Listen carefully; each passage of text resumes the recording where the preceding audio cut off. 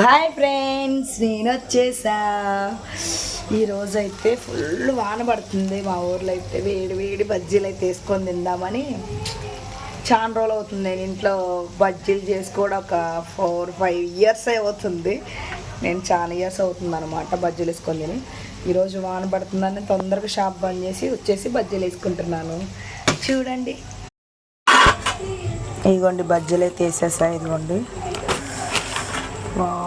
వేడి వేడిగా అయితే ఇదైతే కట్ బజ్జీ అనమాట. అంటే కట్ బజ్జీ అంటే చాలా ఇష్టం అనమాట. కట్ బజ్జీలో కొంచెం ఉల్లిపాయలు చల్లుకొని లైట్గా కారం చల్లుకొని తింటుంటే యమ్మీ యమ్మీ మజా.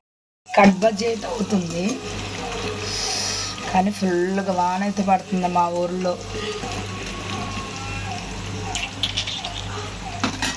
బజ్జీ ఒకటి తిందాం.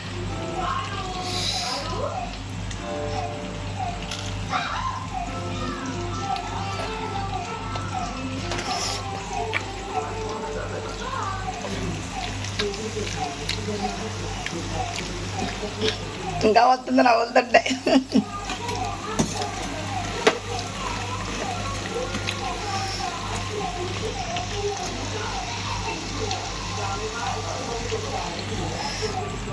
శనగపిండి అనమాట, ఎక్కువ తినొద్దు శనగపిండి, గ్యాస్ పట్టింది.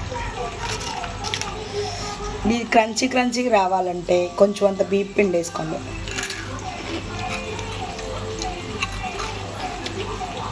క్రంచీగా వస్తాయి. అయితే బజ్జీలు వేసిన తర్వాత దాన్ని కట్ చేసేసుకొని తర్వాత కట్ బజ్జీలాగా చేసుకుంటాం అనమాట. ఇది ఎప్పుడు అట్లాగా చేసుకుంటూనే ఉంటాము. ఎక్కువ వాన పడేటప్పుడే కొంచెం బజ్జీలు తినబుద్ధి అవుద్ది అనమాట. మామూలు టైంలో అసలు నాకు బజ్జీల విషయమే నేను